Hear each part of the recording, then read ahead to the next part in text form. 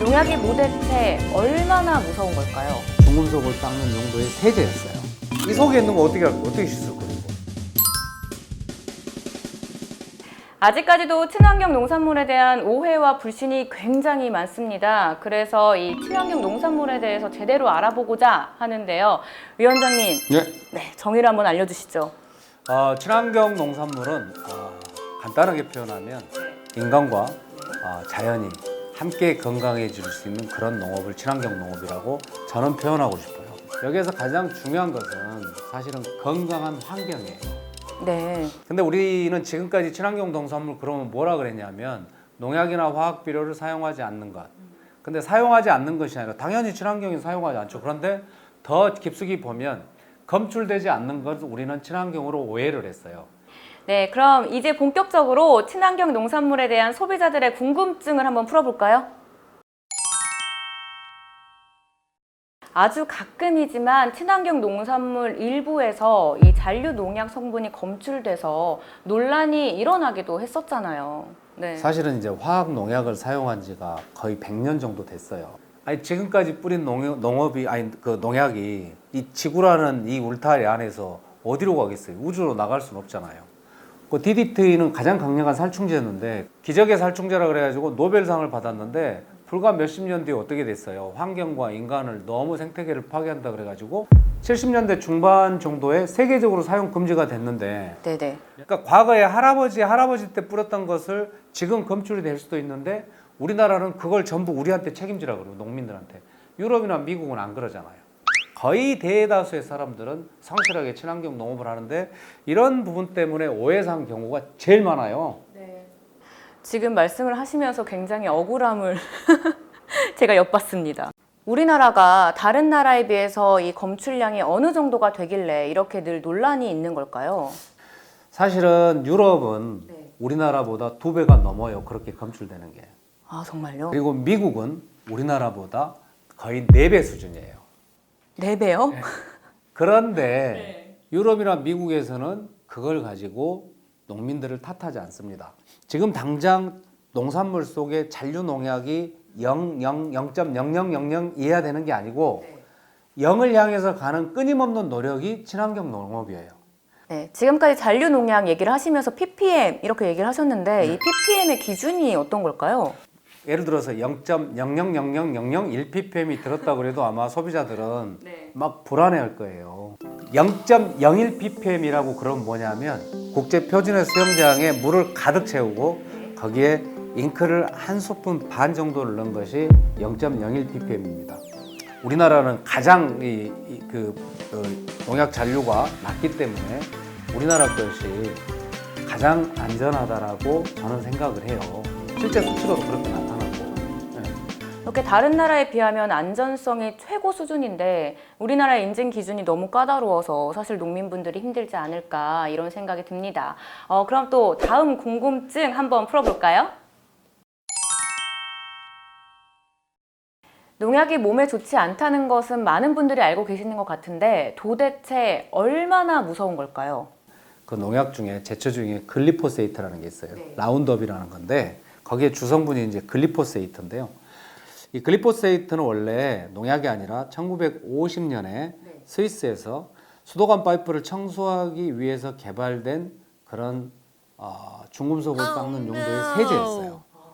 그런데 이제 1964년에 우연찮게 그게 잔디를 죽이는 걸 보고 이렇게 제초제로 개발이 됐는데요. 이걸 사용해서 사람들이 몸에 어떤 막 특정한 병이 발생하거나 뭐 이래서 소송을 했는데 지난 3개월 동안만 18,400건에서 42,700건으로 2배 이상이 증가했고 그 3건의 소송에 원산토가 연이어서 패소를 했는데 한 번은 7,800만 달러, 그 다음에 2,520만 달러, 그리고 8,670만 달러 이렇게 판결이 났죠. 네, 선도적으로 좀 대처를 해줬으면은 이 정도의 문제점은 없었을 것 같아요. 그래서 이런 글리포세이트 독성에 관한 연구는 아마도 지속되지 않을까 이런 생각이 듭니다. 농약이 2가지가 있어요. 뿌리에서 쭉 빨아들여서 자체, 나무 자체, 잎 자체 전체로 퍼지는 거잖아요. 마찬가지로 빨아들이면 이 과육까지 다 들어가요. 네. 그런데 우리가 이걸 씹는다고 해서 이게 없어져요? 이 속에 있는 거 어떻게 할 거예요? 어떻게 씻을 거예요? 이거? 네, 그러니까 친환경 농산물이든 농산물이든 일단은 씻어서 먹는 게 낫고 이거를 뭐 이런 제품으로 세척을 하면 잔류농약이 다 없어집니다. 이러한 거대 광고들 이런 것들이 문제다라는 생각이 좀 듭니다. 그러니까 친환경으로 기은 농산물 흐르는 물에만 씻어서 안전하게 드세요. 네, 그러면 또 다음 궁금증 한번 풀어볼까요?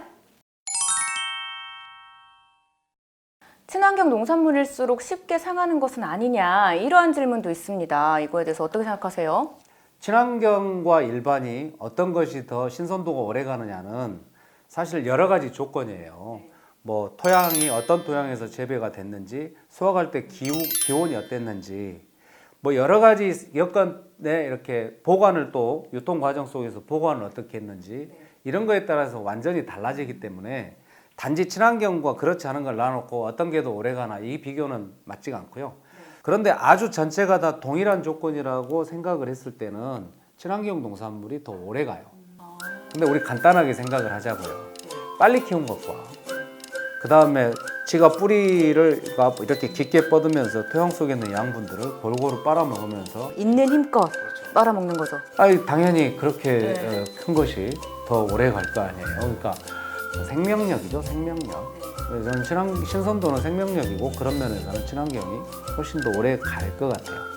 이 친환경 농산물 자체가 이제 도와주는 게 없으니까 자기 스스로 얼마나 살려고 열심히 이렇게 막 끌어당기겠어요. 그러다 보니까 조금 더 또 싱싱하고 건강하게 자라나지 않을까 싶습니다. 그 친환경을 또 이야기할 때 가장 큰 오해가 친환경은 못생겼는데 왜 매장에서 파는 것은 전부 그렇게 정상적인 상품을 파느냐.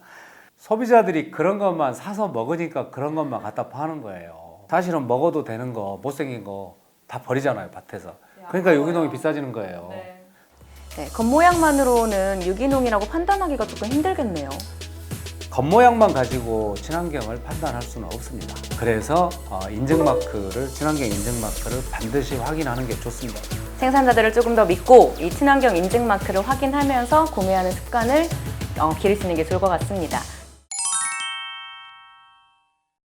친환경 농산물을 먹으면 이 기생충에 감염이 된다라고 생각하시는 분도 계세요. 영화 기생충을 많이 보신 분.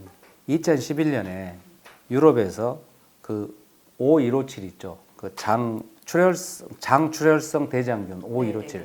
그래서 유럽에서 이것의 원인을 찾다 못 찾으니까 스페인에서 수입한 오이를 이렇게 찾았어요. 오이가 무슨 죄인가요? 그러니까 오이를 대역 제인을 만든 거죠. 오이를.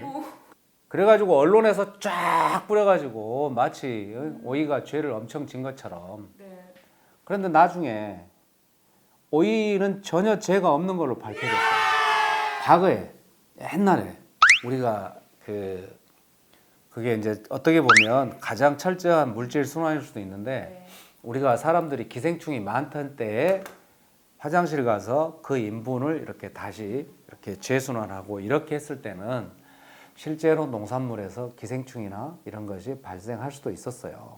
기생충은 채소를 먹지 않더라도 현재 어쩌다 생길 수 있잖아요. 그러니까 그걸 막 친환경에다 이렇게 핑계 대는 것은 장난 아니라고 생각해요. 친환경 농산물을 먹어야 하는 가장 큰 이유, 바로 나와 내 가족의 건강을 위해서겠죠. 오늘 여러분의 식탁엔 어떤 음식을 올리실 건가요? 오늘도 내일도 친환경 농산물과 함께 에코 에브리데이 되세요. 에코 에브리데이! 지구를 지키는 농부, 친환경 농산물 자조금.